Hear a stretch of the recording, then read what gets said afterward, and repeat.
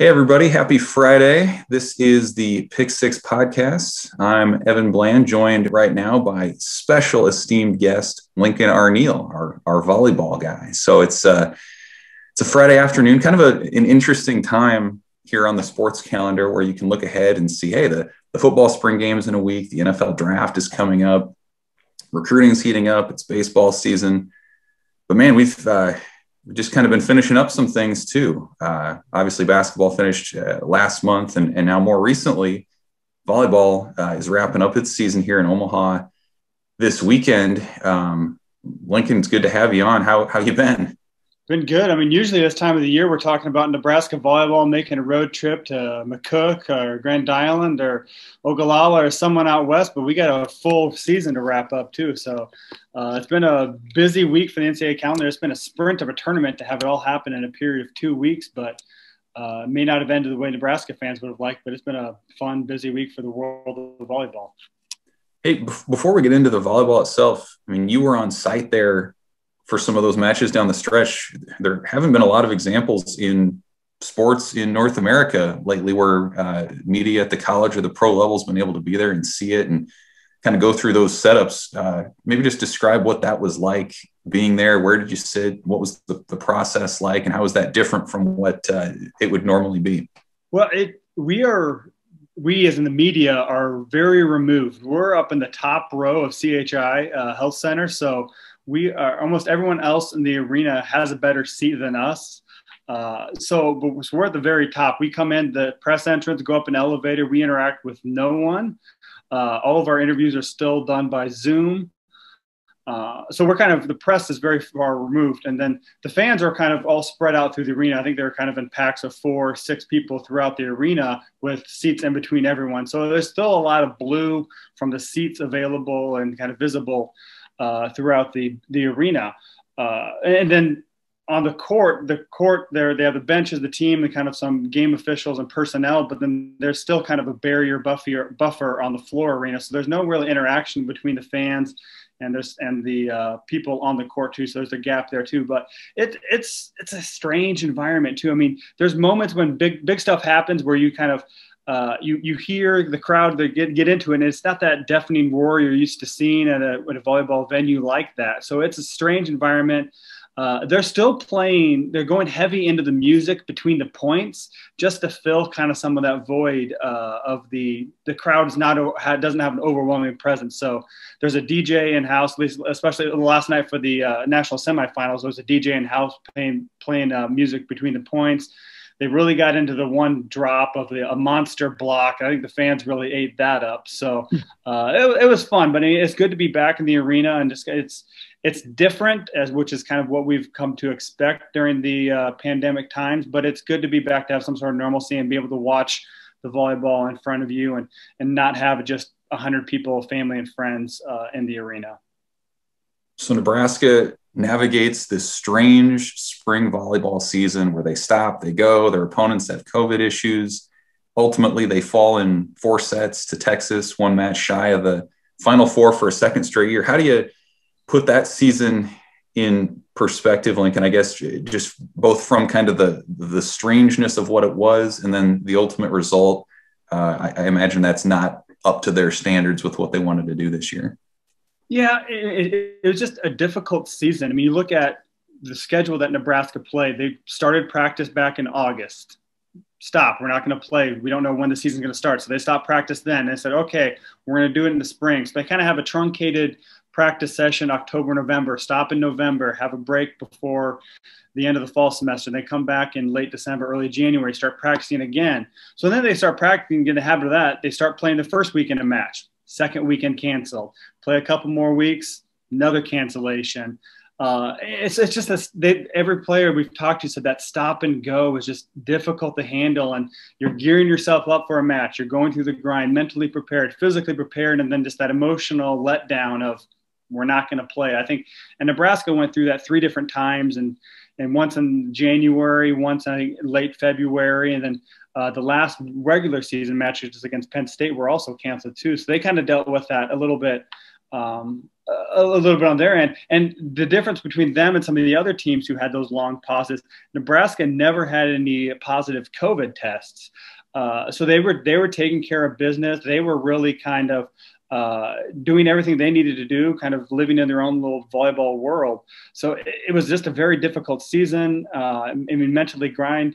And you could tell it was taking a toll on them too. I mean, they were doing the best they can given the circumstances. But like you said, I mean, Nebraska wants to be in the conversation and wants to be in the middle of the battle for a national championship every year, and to come up short of the regional final, it's a little bit disappointing. You could tell that they were disappointed with the result on Monday, that they came up short.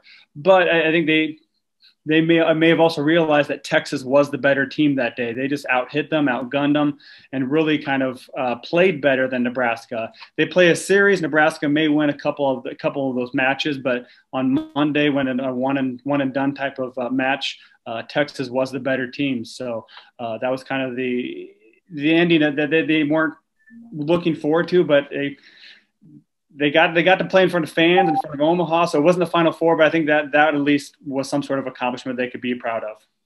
Yeah. And I mean, what do you make of this team this year? Did it live up to its potential, did you feel like, or did all the stopping and the starting that you're talking about have an effect that you noticed? How would you break that down? I think that there were instances where it did live up it did live up to its potential. You look at that match, the second match against Minnesota, where they just blitzed Minnesota. They swept them 3-0. They were playing some of the best volleyball of the season, but then they don't play the next weekend. They kind of have to take a step back, and they lose that momentum. And really, so I think that those breaks really inhibited Nebraska's ability to play well and play consistency at a high level, and kind of they had to regroup and then come back. So I don't think that they were able to live up to their potential come tournament time. I think that had they been able to have more consistency with their matches and their scheduling, that would have led to maybe better play from Nebraska.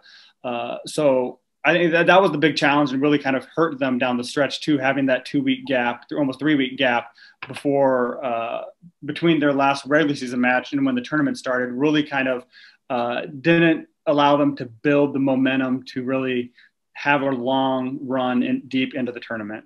Mm-hmm. Another volleyball expert joining us here now too. Sam McKewon is on the line. How's it going, Sam? Good. How are you guys?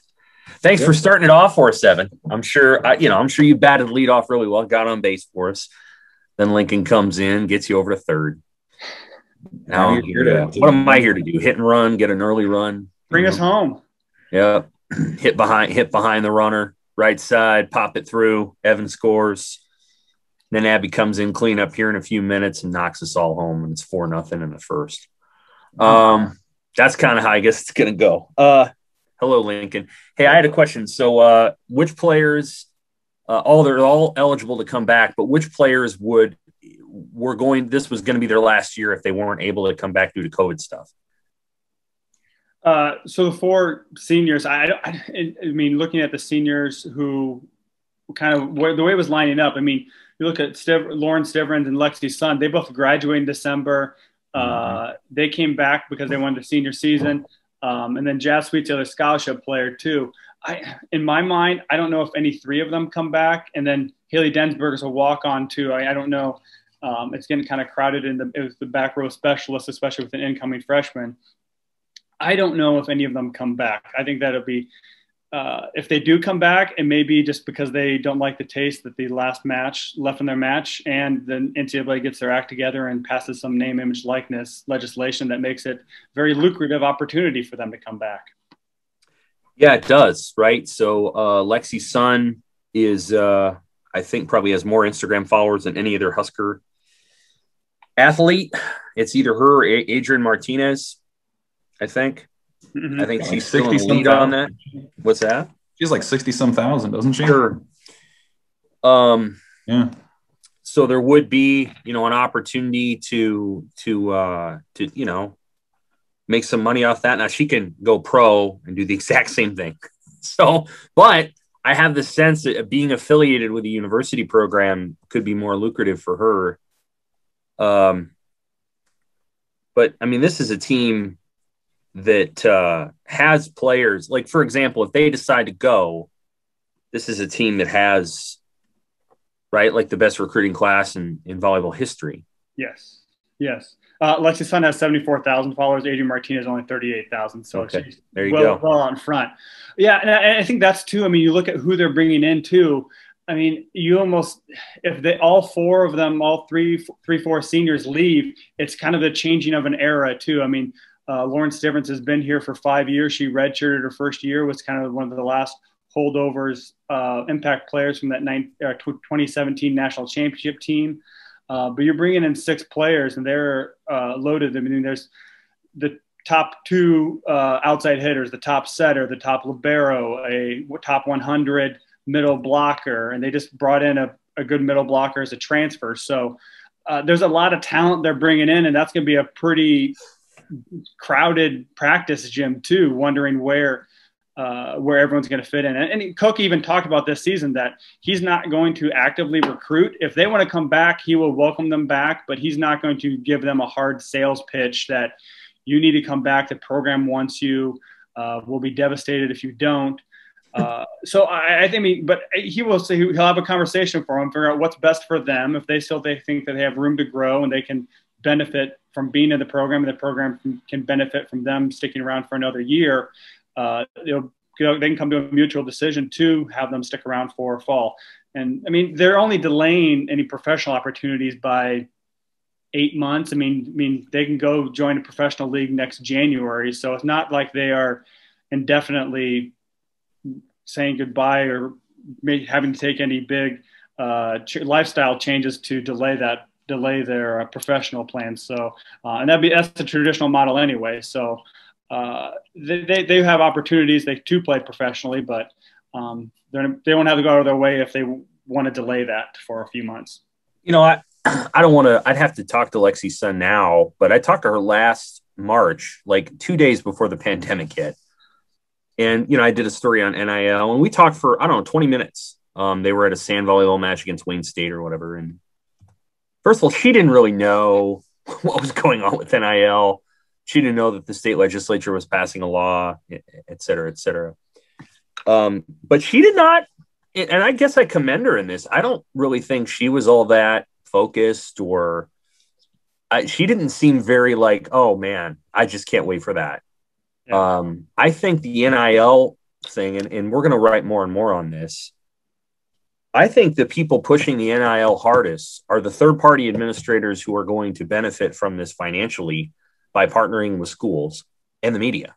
I don't think the student athletes are that into it. Like, and people, because, well, wait a minute now, there's those Jordan Bohannon and that group, but yeah, that's 6 people. Like I just don't think it's as big of a deal among the student athletes, especially the one who would stand to benefit the most financially, or at least when I talked to her last year, as it is among people who see it as a market opening up and they can make money off it.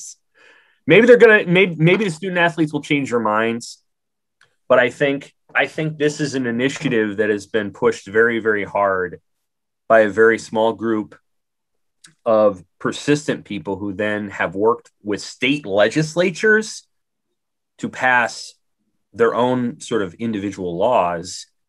And I can think of a lot of things that state legislatures could be doing other than that. And we used to say that in the media, but when it came to this issue, we didn't say that. It was like, oh, this is great. Most of the time we would criticize state legislatures for getting involved in college sports. But in this particular case, it was something that people wanted. But I'll be curious to see if because that'll be sort of an interesting template, because that's the person, again, that could benefit most. And Stivrins is probably way up there too. He's probably really high on that list of people who could benefit. I wanted to ask one more question, and then Evan can ask whatever he wants. So back in 2018, and somebody sent me this on Twitter. So it was like, okay. And they were talking about the outside hitters, and like they need basically the statement was, well, they need another Michaela Fecke. And as I'm just looking at the stats in 2018, Michaela Fecke hit 317, which I think is good, right? That's good. Yes. And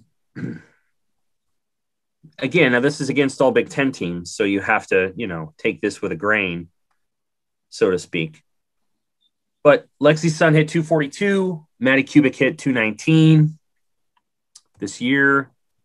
Do they have a Michaela Fecky in the program? Do they have somebody who can just finish it off? And again, as I ask this question, this is a relative question. This is not Nebraska football versus Nebraska volleyball, which people sometimes do.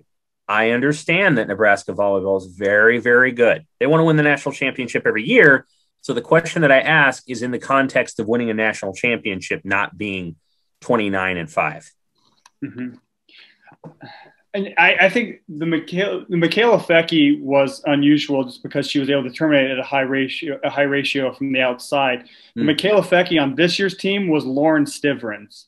The problem with that is that as when your big gun is a middle hitter, your passing has to be so much better to allow the setter to get the ball to the middle hitter that if you're off by just a little bit, I mean, that can take the middle hitters out of the game. And Lauren Stivrins had the second best ever hitting percentage in program history this year. I mean, I think she finished like 471, which is, I think 473 is the school record. But the outsides are the ones who take a majority of the swings because when you're out of system, when you have to bump set a pass, it's the outside hitters are there to bail you out. They're kind of like a shooting guard who are a guard in basketball. The shot clock's winding down. They just have to throw up a shot. Right. When you're out of system, you need to do a bump set or just set it outside to the outside hitters, and having them terminate at such a low rate that really got Nebraska off. I mean, you saw in that last match against Texas, Texas had two really good outside hitters in Eggleston and Fields. And Fields has kind of had been off and on this year, but really stepped up in the tournament. Right. So I think they were unafraid. They just went up there and they took big rips. They took big swings and were able to hit over Nebraska's block. And that was, I think, the difference in that match between Nebraska and Texas. And you saw that a little bit on the Nebraska side. Lexi Sun wasn't as aggressive, went to the tip shot a little bit more. Kubik played pretty well, but still wasn't terminating at a super high rate. She had a couple unforced errors in there too. So I think there's a lot of potential, and that's where I think this freshman class is going to be interesting to see how they come in with a Lindsay Krause or a Lorsteins from Waverly or a Batenhorst as well. So I think that there's a lot of potential there. I haven't got to watch a lot of their tape or see them in person much, but they have some potential to be a more powerful outside hitters to help elevate Nebraska. So that's good. No, I don't know. Again, like it's just something somebody told me. So I'm looking at numbers, right? Yeah. And I'm guessing anything over what 300 for an outside hitter is extraordinary.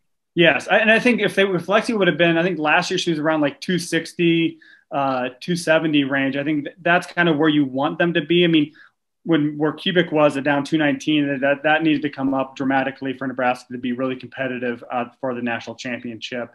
But yeah, 300 is kind of that benchmark for if you're hitting above 300 as an outside hitter, you're a first team All-American more than likely. Who hit 473? Tracy Stalls back in 2006, I believe. Seven. There, thank you. Here's why. She was playing in between Sarah Pavin and Jordan Larson. Yeah. She probably didn't have much block to slow her down. No. That's what those outside receivers in football can do for you, Evan. They open up the tight ends right in the middle, the slot receiver. That's your middle blocker. Is those, the slot receiver right in the middle of the field getting open because those outside receivers are running everybody off, Hey, Lincoln, I had one other question for you too. I'm curious now that the spring iteration of volleyball is almost complete. I'm wondering, is there any traction to this maybe catching on down the road? Because, you think about a typical fall and John Cook goes up to a press conference before Scott Frost, and a lot of that gets kind of lost in the wash, and they're on the road for weekend matches when football's going on. And it just feels like in the fall, it is, it's not the lead most of the year. And it did feel like, at least to me, this spring, as a casual observer, like I consumed more Nebraska volleyball. I was aware of it more. Do you have a sense of whether this could possibly catch on down the road, or was this totally a one-off because of the COVID situation? Yeah, I think we talked to Cook about this earlier this year, and it's going to be tough to evaluate because of all the other outside factors. I mean, you couldn't have crowd numbers in there to judge kind of what the public interest was. I mean, Nebraska would have sold out regardless because that's what Nebraska fans do, but just kind of see how it would have competed against other sports. I think the one thing that's going against it is going up against probably the top three women's sports. I mean, basketball is kind of on another level, but the secondary sport is going up against softball too. And some other regions, softball is bigger than volleyball. So I think that's what makes it hard moving to the spring, is that especially in the West, on the West Coast and in the South, you look at softball, it's kind of the predominant sport down there too. And volleyball is going head to head against that, where they aren't going against that in the fall. So it's going to be hard to evaluate. I mean, I haven't seen TV numbers to see if those were up. I know the Big Ten Network showed a lot of matches. They show a lot of matches, but they didn't have to worry about Saturday Night Football competing against that. They were competing against basketball a little bit. So it at least got the discussion going and proved that it is possible to do that. So it'll be interesting to see if anybody else said, no, that wasn't that bad. We can try to try to have those discussions a little bit further, but it's going to be hard to turn with a short turnaround, come back to the fall. I know that there's a lot of coaches who would rather have a usual off season where you can have 6, 7, 8 months to recover before going at it again too. So it's going to be tough to evaluate this. And there's a lot of numbers and metrics that people have access to that can make those decisions. So it was an interesting experiment, but I think there's a lot of outside factors with the coronavirus that just makes it difficult to evaluate. Thanks, Lincoln. Thank you for covering the team this season. Your coverage was terrific. Yeah, it was a blast. Yeah, I wish it had a slightly different ending. I will say this: Big Ten men's basketball, best conference in America. Nobody in the Final Four. Big Ten volleyball, best conference in America. Nobody in the Final Four. Wisconsin. Well, that's right. They didn't win the national championship. So Wisconsin was in the Final Four. And women's basketball, nobody in the Final Four. Wisconsin makes the Final Four but doesn't win the national championship. It's been a disappointing year for the Big Ten. Yeah, it was the first year in like 6 years where the Big Ten didn't have 2 teams in the Final Four. So that was a step down for them, at least, in their previous standards. Cook had made a comment about needing to play other matches outside the league in order to prepare for that. And there'll be a lot of conversations for the Big Ten and its coaches to have with its athletic directors and the athletic directors with the presidents after this year. And we'll talk about baseball here in a minute, Evan. I'm a little worried that baseball and softball is going to get the short end of the stick too, because of decisions that the league has made. We're going to get into baseball here in a minute. I want to remind everybody that our sponsor is the Schwalbach Agency, family-owned all-state insurance agency with 4 licensed insurance pros, saving thousands of Nebraska Husker fans money. They sell homeowner, auto, life, and flood insurance across Nebraska. They also insure all the big boy toys, motorcycles, boats, RVs, off-road vehicles. Maybe not this weekend, but maybe next weekend. If you've had your roof replaced in the last 5 years, give Daryl Schwalbach, Kyle Schwalbach, Nancy Mostek, or Kyle Murdoch a call at 402-590-5200. They can help you save a bundle. Free, no-obligation insurance reviews and quotes are going to make sure all their fellow Nebraska fans are properly protected. You can reach them at 402-590-5200 or www.nebraskaallstate.com. That's www.nebraskaallstate.com. Thank you for Team Schwalbach and the Schwalbach Agency. All right, we're going to hit baseball here really quickly. Evan, you had a really good story earlier this week. Hello, Abby Barmore. Abby's in here with us. Lincoln, stick around. We're going to do baseball. I'll talk a little men's basketball, but there's not that much to talk about yet, is there? They added a guy, Keon Edwards, that we all kind of thought they were going to add. And then they've got a couple of guys doing good in JUCO. But let's go to baseball real quick. Nebraska heading to Michigan State this weekend. When the Huskers joined the league, I seem to remember Michigan State being pretty good. It seems like they've fallen on harder times in recent years. But Evan, you had a really good story, an important story earlier this week about the NCAA baseball tournament committee and how they're going to make decisions not only regarding regionals, but also how they're going to select teams. And I'd love for you to just recap that a little bit, and then I may have a question or two. Right. So I chatted with the committee chair of the NCAA Division I baseball committee just to get a better sense in this strange year, how they will evaluate teams like Nebraska, like Michigan in the Big Ten playing league-only schedules. And one of the main takeaways kind of dispelled this myth that RPI is totally irrelevant. They actually are still considering that as a metric. They understand that in the Big Ten and in the other league that's only playing itself, the Metro Atlantic, that can't be nearly as accurate as it usually is. But when they are looking big picture at the entire country, 280 some NCAA teams, they're not just going to throw out RPI either. So that remains a factor. But where they fade that metric, they put more weight on input from coaches from these conferences that are part of what's called regional advisory committees. And so these are coaches from different conferences who communicate directly with the NCAA selection committee 3 times a year, 3 times in the spring. And they give their feedback on what it was like to see these teams play in person. Are they legit? Are they fading? Do the statistics back up what they've seen with their own eyes? Things of that nature. So there's more input from that particular aspect that's going to be placed on some of these top Big Ten contenders. Michigan, Nebraska, Indiana, Ohio State, Iowa would be the ones most likely affected. And then, a lot of it too will fall on traditional baseball metrics. Are these wins flukes? Can you look at the statistics of a team and say, man, they don't have much of an offense, but they found a way? Or are they pretty well-rounded? Do they have solid defense, offense, pitching? Is that a team that maybe can make a run in the tournament? So these are all factors that go into this thing. And the committee chair, Jeff Altier, who's the AD at Stetson, told me, like, it's not going to be a perfect year.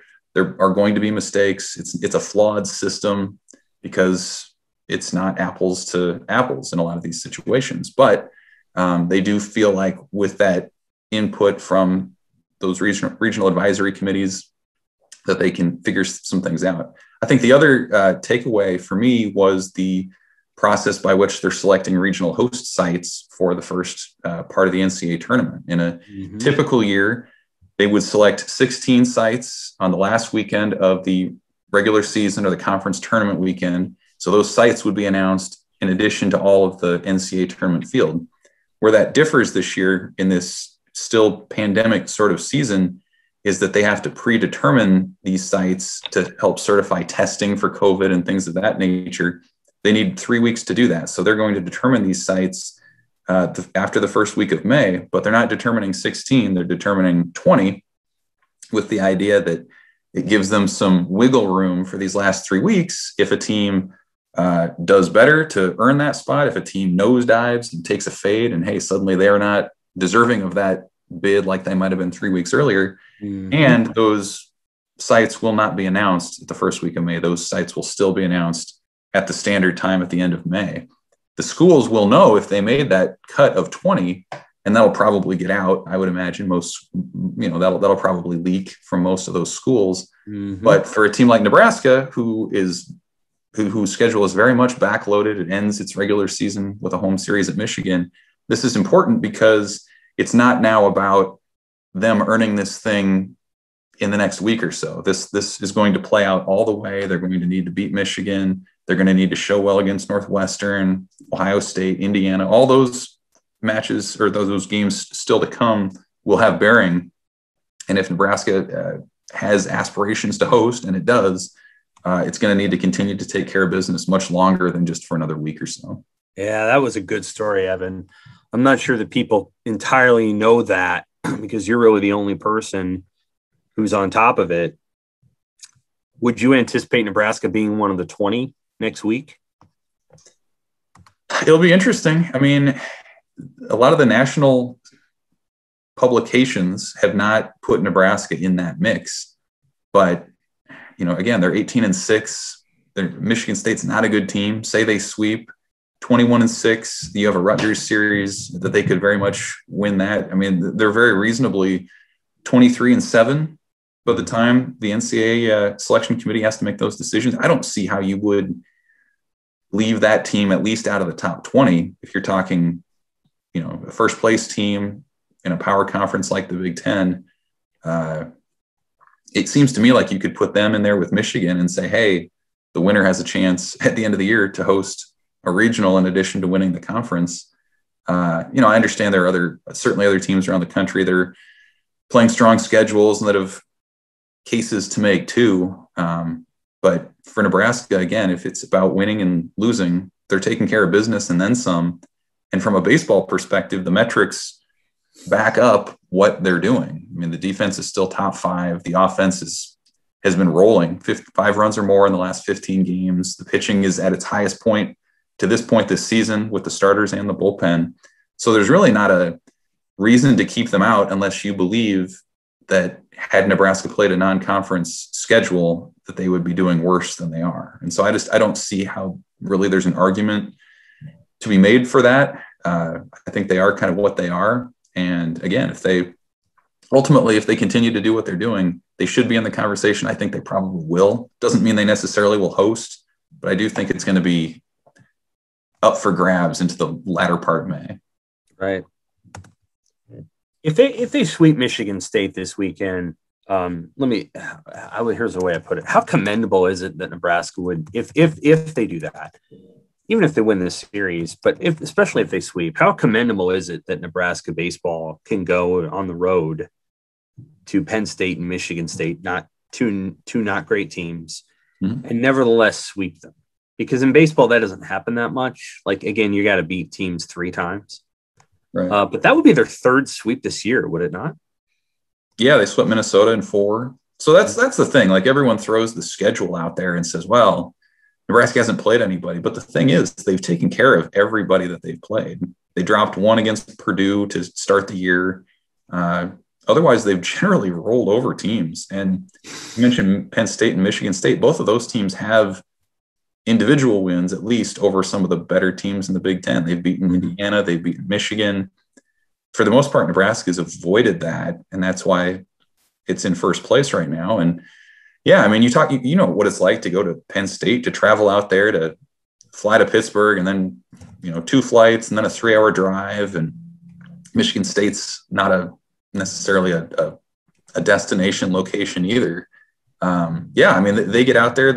To their credit, they've stayed focused. They have veteran upperclassmen that have really set the tone for this group, along with the coaching staff. And like, you have to, right? Like, it's a lot of teams, you can space out and miss a defensive play, or you can be flat or jet lagged or whatever, and come out and drop a game. Nebraska, for the most part, has just kind of done what it's done, and it's been competitive within itself. It hasn't worried about kind of the external motivators that could maybe get a lot of teams up. They've been very consistent in that. And again, like, they're going to prove themselves next month with some of the teams that I mentioned. But right now they're just taking care of business. And like, that's half the battle is, if you're Alabama football, you need to be rolling over the Citadel, right? You need to be beating them by like 5 touchdowns. Well, Nebraska is kind of doing that. They're pulling away from teams early for the most part. And getting it done. So I think it's very commendable, and it speaks to the focus that it takes in kind of a marathon that is baseball, that they've had very few hiccups along the way. Indiana is 112th in RPI. Their record against quadrant 1 teams currently is 0-0. Michigan is 65th in the RPI. Their record against quadrant 1 teams is 3-1. Nebraska is 46th in the RPI. Their record against quadrant 1 teams is 3-2. And I think a couple of those are beneficiaries of playing Ohio State and Iowa at a neutral site, right? Yeah. I mean, Nebraska's 3-2 record. If they had played those games at home like they were supposed to, I don't know that they would have been quadrant 1 games. Well, and if Iowa goes, and I mean, Nebraska's 3-2 record is against Iowa this year. That's what that is. And the thing is, if Iowa goes and drops a series to whoever at the bottom half of the league, then suddenly Nebraska has no quadrant one win. Right. So Iowa's the RPI leader right now in 40th. Yeah. So they're 40th, and they've only played 3 quadrant 4 games, which I'm not really sure how, but Nebraska's played 10 and they're 9-1 in those games. Mm-hmm. Michigan has played 12 and they're 8-4. And Indiana is 12-2. So Nebraska has the best percentage record against quad 4 teams, which is obviously all teams in the Big Ten. I'm guessing that's Penn State, Minnesota, and Purdue, right? Yeah, they're all in there. Michigan State is right in there for sure. They're second worst RPI in the league. So I mean, it's going to be. I think it looks like a 2 or 3 bid league, with that third bid being Iowa, and maybe Indiana's going to have to go on like a complete run.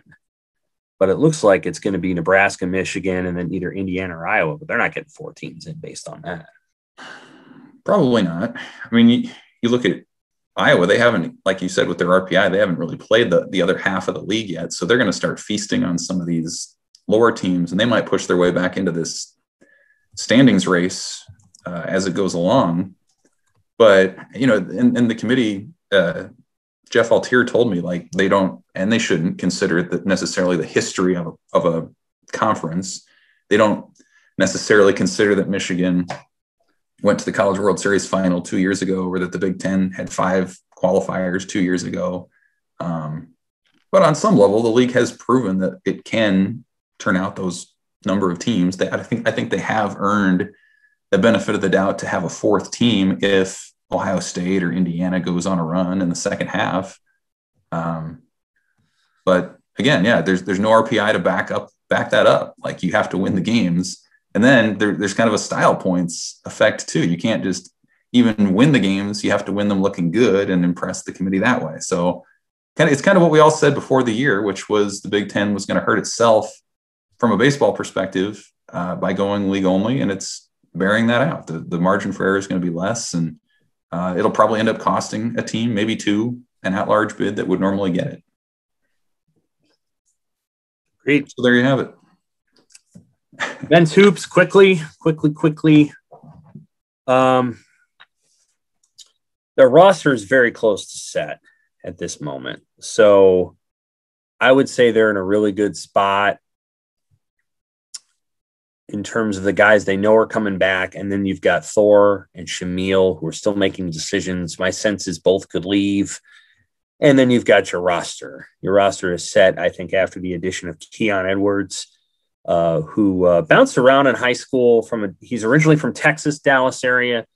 Played over at Hillcrest Prep in Phoenix, one of the basketball factories. I mean, it's not a factory, but they have good programs all the time. They're like Finley Prep, or they're not quite like Sunrise Christian, but similar to these programs. Keon Edwards was the number 41 player in the country for the 2021 recruiting class. He committed to DePaul a long time ago.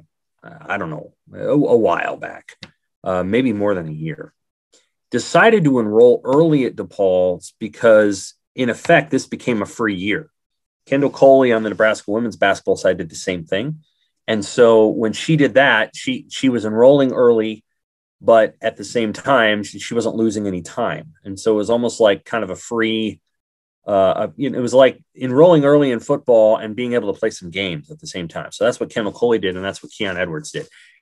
I think it went pretty well for Kendall Coley. I don't think it went very well for Keon Edwards. He got COVID not long, or either right before he started classes or right after. Only played 5 games, didn't get a lot of playing time. Similar to CJ Wilcher, that DePaul wanted to keep him because they played him late in the season in a couple of games, and they gave him some extra minutes. By then, the head coach, Dave Leto, I think is how you say his name. His son Reese was briefly committed to Nebraska as a tight end back in the day, by the way. He was let go, and I think Edwards was going to go at that point. So Nebraska added him. They had a previous recruiting relationship with him. And so effectively what you have for the 2021 recruiting class, because Kendall Coley's a 2021 recruit, right? Like, nobody's counting her in the 2020 class. So all the recruiting services, they didn't need to do this, but they did it. Reclassified Keon Edwards to 2020 retroactively in like November, because that's when Keon decided he was going to do this. And he became like the number 91 player in the class. It was very strange. They should have just kept him in the 2021 class and left it at that, because that's what they did on the women's basketball side. So he's really one of the top 50 players in the 2021 class. Imagine it that way. Don't worry about what he did or didn't do at DePaul. He was sick. Their team was bad. The coach was on his way out, all that. They got the number 41 player in the country, according to ESPN, whose rankings in basketball are good. They got a top 25 star in Bryce McGowan's. And then I can't remember off the top of my head what Breidenbach was, but he was top 70, I believe, in ESPN. They got 3 top 100 recruits in their 2021 class. That's the long and the short. It's the best recruiting class they've ever had.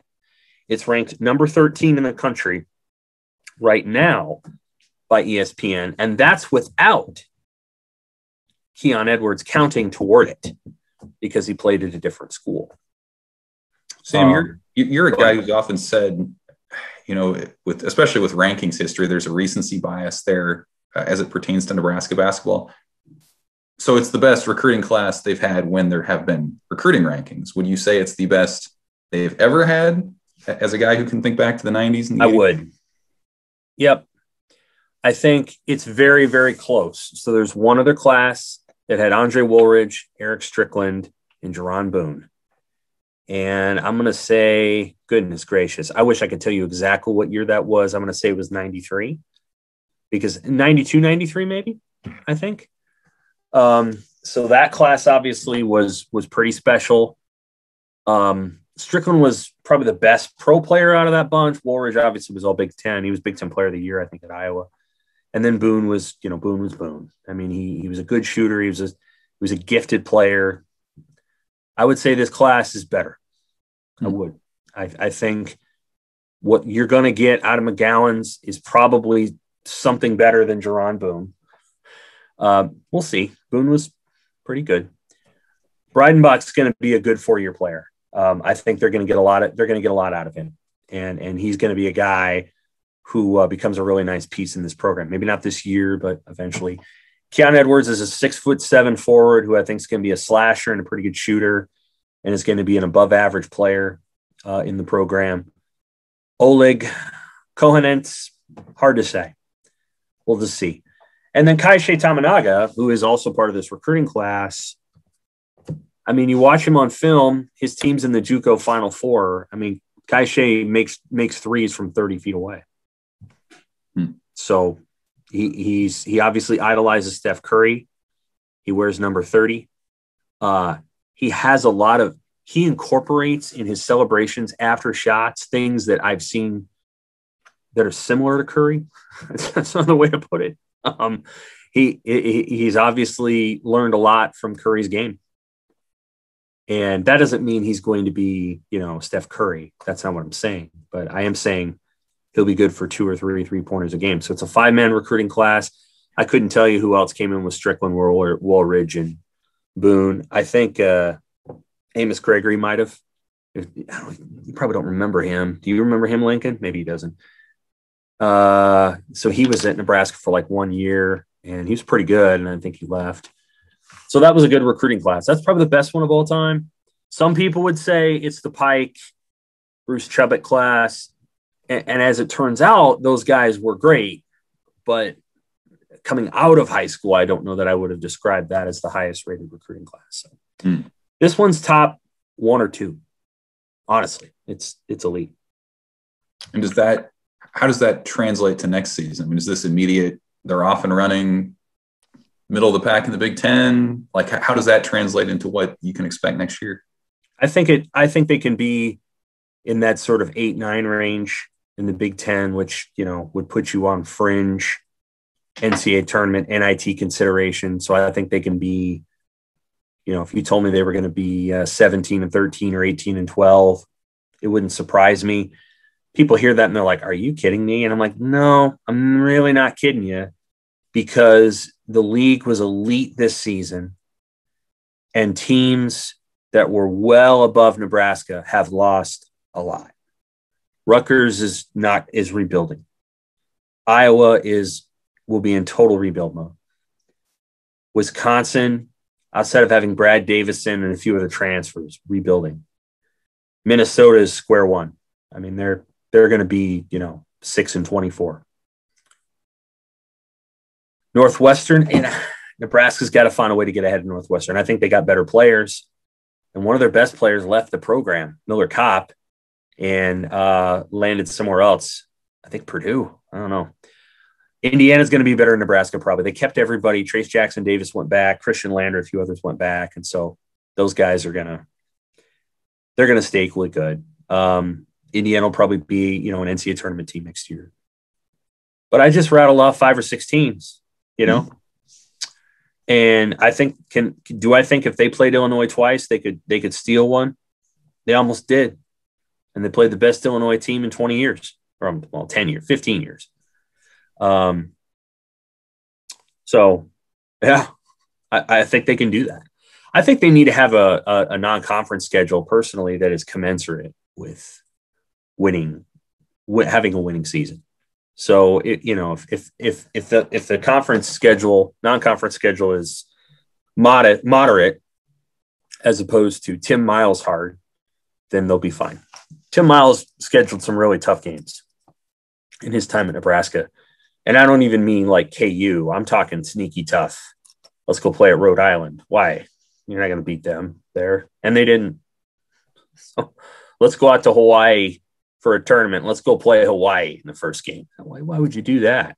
It's stuff like that. I mean, Tim was a tough scheduler. So he would end up putting his team in situations where you're like, this is less than ideal. Probably going to lose. And then they would. I don't think Hoiberg is necessarily like that. Although, like in the third year of his time at Iowa State, he just slapped Michigan on the schedule and was like, let's play Michigan. And they beat them once. I think, but the other team, like they played 2 Michigan teams that were like Final Four and Elite Eight. And Fred scheduled that before he'd even, I think, begun his second season. So he's got that in him. I don't know exactly. I think they've got a tournament that they're going to be in next year, right? I should know that as a men's basketball guy. Sounds right. They have some sort of tournament that they're going to be in, I think. And then they're going to do the K-State thing. K-State's, boy, they got body blowed this year. I mean, they were getting pounded. So they got K-State, and then I think they're in some holiday tournament. But they were going to do this to themselves again this year, Evan. I mean, they were going to do this Golden Window tournament, and it was going to be like St. Louis and San Francisco and Nevada, and let's find some other team we can put in here is really good. Like they're aggressive, I mean, you can get ambitious, but maybe you need a little Doc Sadler there, where just Doc kind of would always kind of set them up with some wins early in the season. The Doc Sadler, Dana Altman plan. Right. So is this start kind of a quiet period now? Not recruiting wise, but just is this a quieter stretch for Nebraska now, basketball? They have to find out when and if Thor and Shamil are going to make their decisions, and then they will begin to have in-person evaluations in June. So they're going to go out and recruit. It's quiet in the sense that, like we're not necessarily going to be whatever, but it's not going to be quiet. And they're going to have a bunch of official visitors in June, including Isaac Trout, who is going to come June 4th. So that Friday Night Lights event that's going to attract so many football visitors, they're going to have basketball guys there too. And Isaac will probably be one of those guys. So Nebraska basketball, as always, will recruit really hard and try to figure out, what they can do for 2022. They have a ton of flexibility because you've got a bunch of guys on the team who will not be seniors next year. Everything I hear is Derek Walker's going to play 2 more years, which he can. And so you don't have to worry about posts if you don't want to. You're really well set up there.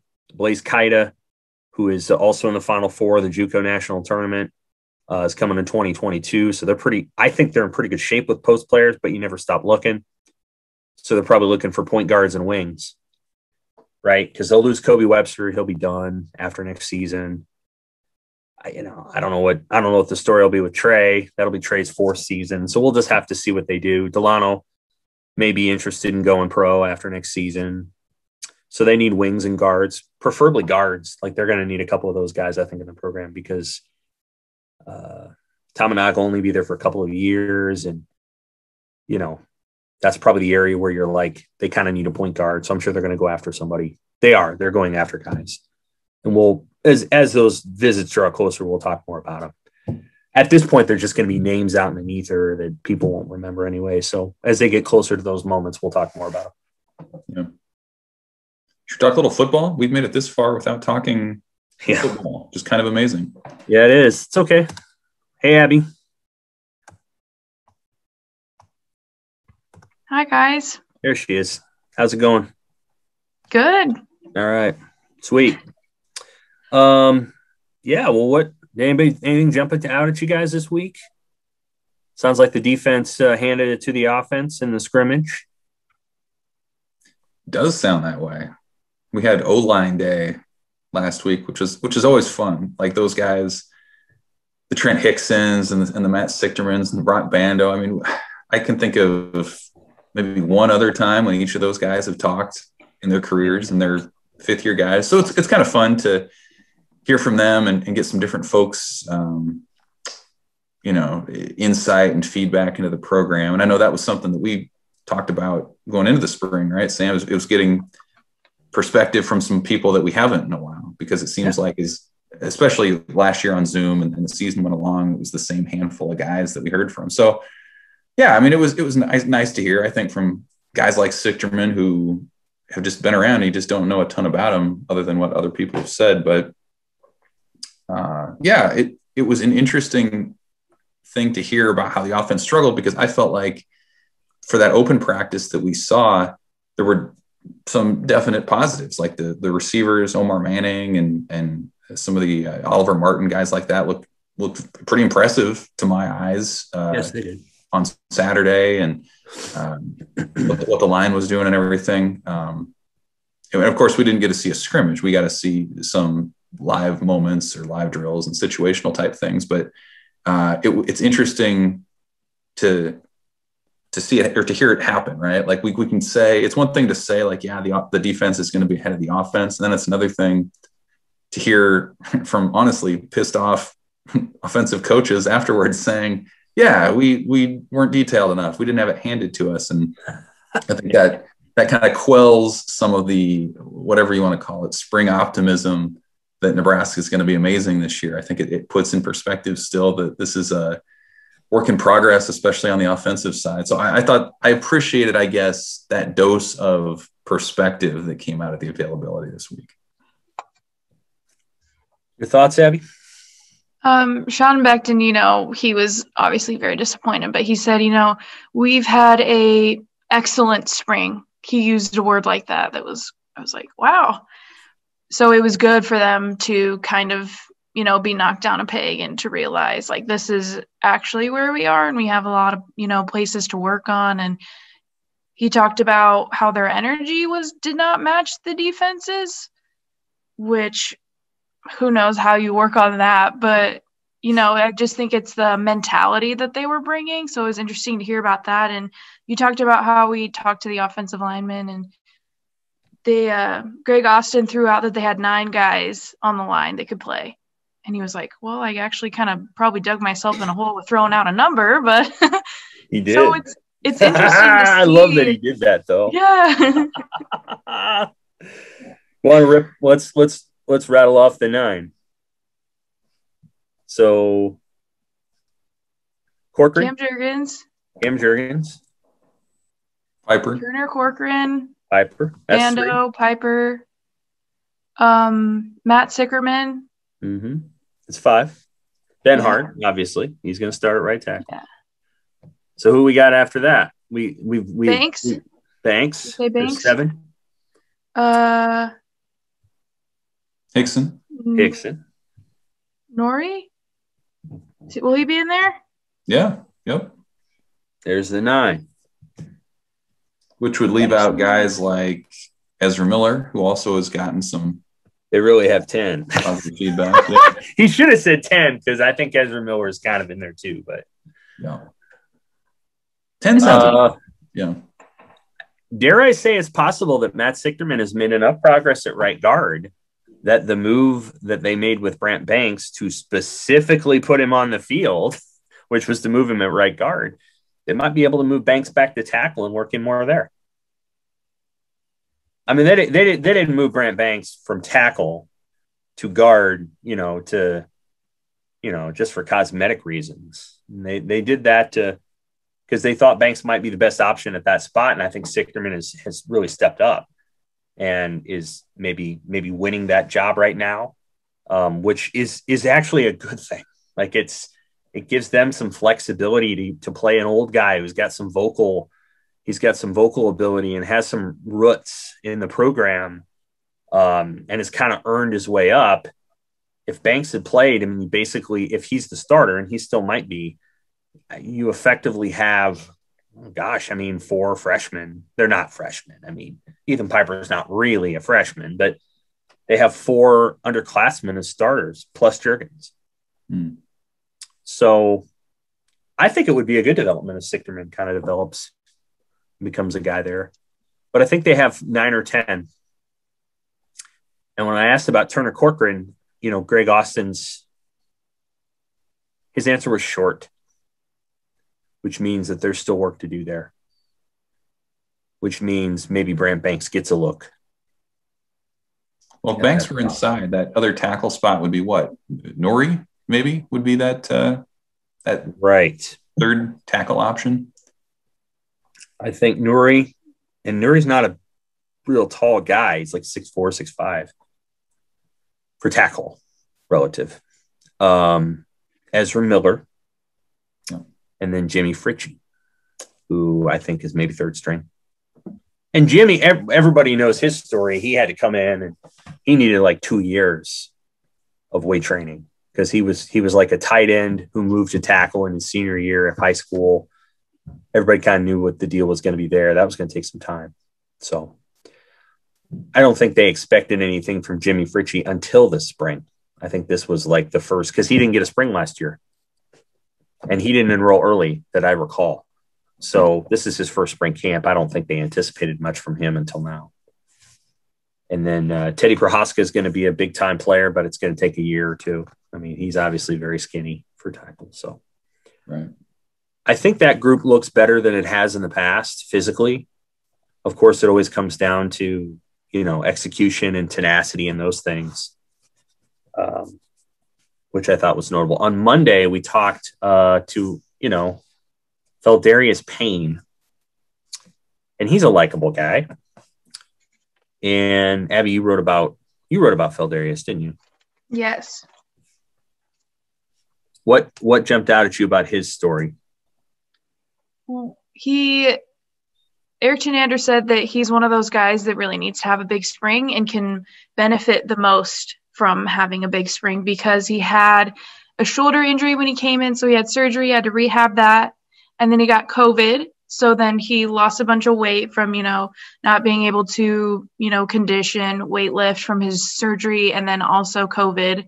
So then he had like this crazy off season.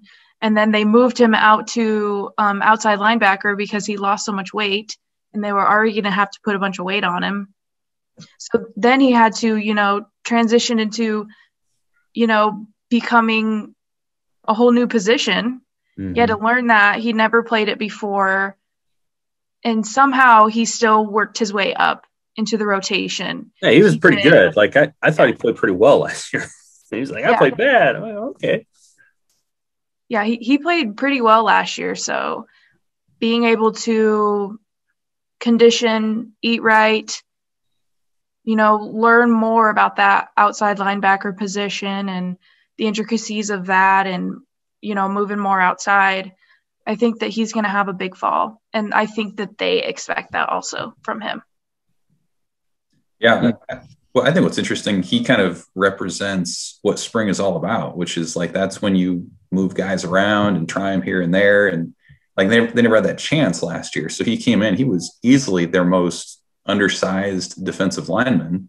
And they knew that, and they liked him as a pass rusher and how he could shake free of blockers and tight spaces and things like that. But I mean, for him to kind of late in the year evolve into that outside backer spot and then have a full spring this year to do it. I mean, we often talk, right, Sam, about who's the next Randy Gregory or where's the next big pass rusher coming from.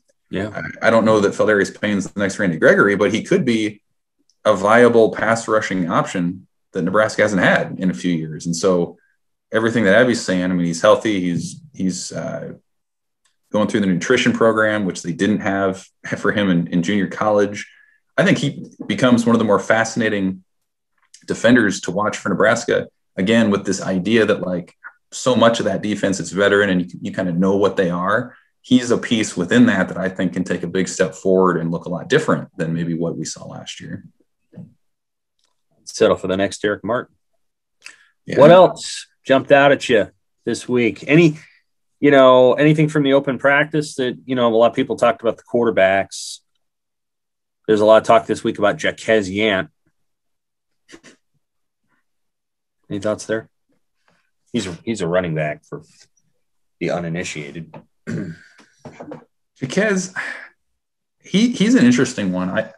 I wonder if he's an example of one of those guys who shows out in the spring and maybe fades off when the games count. I mean, again, there are 6 scholarship running backs in Nebraska's room right now. He's not one of them. He's a walk-on, and he's gotten a lot of praise, and he's had a strong spring. But you have to impress even more than usual if you're going to vault over guys that coaches recruited and identified and brought in to get that job. And of course, as we know, a lot of the running backs have been hurt this spring. So he's certainly had those opportunities. What will that look like when some of them get healthy and come back to the field and demand their own reps? So I don't know. I mean, his story is great. He coming from North Florida, from Travis Fisher's high school. The whole coaching staff came in and got him, and through some of his academic situation, he was able to come to Nebraska as a walk-on.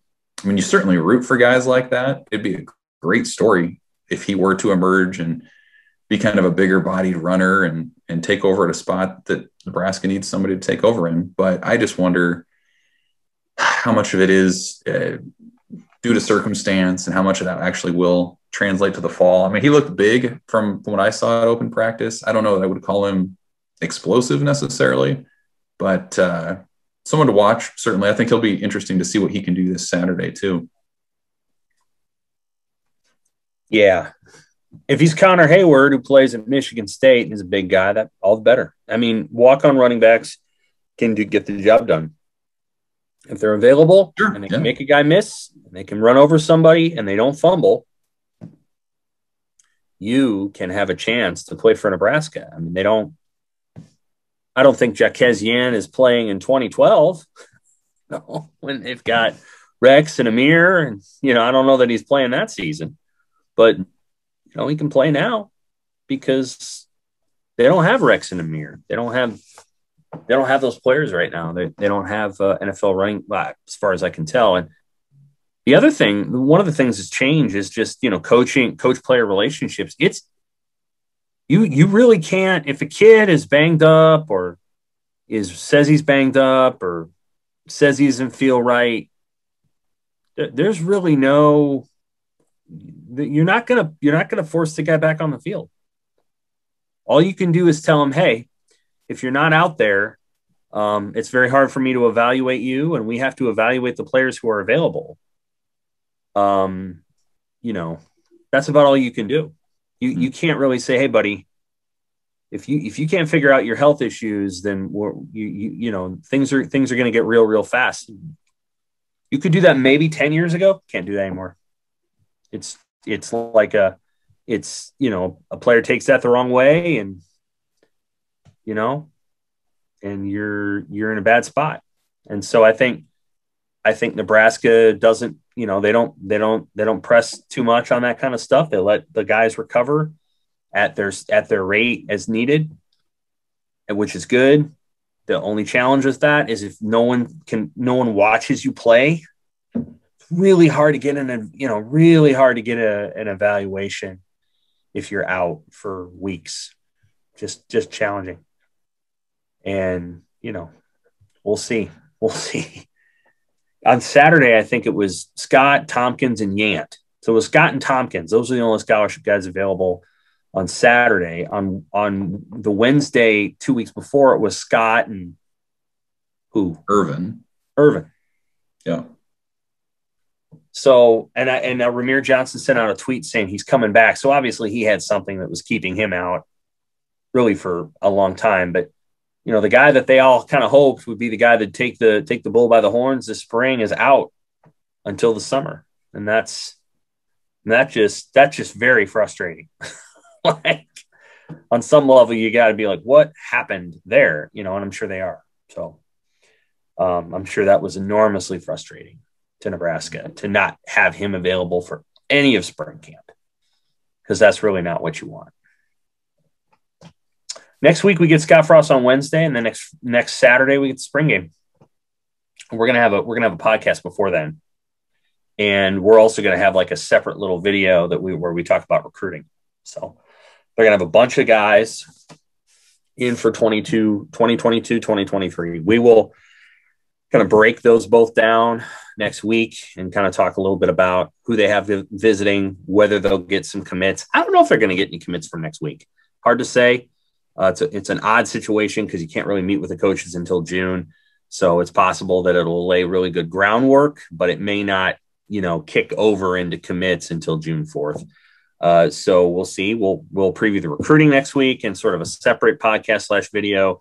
And then we will have the full podcast previewing the Nebraska spring game. Maybe we'll be talking a little baseball, but that'll probably be much it. For Evan Bland and Abby Barmore, I'm Sam McKewon. Thanks for listening to the Pick Six podcast. We'll be back next week.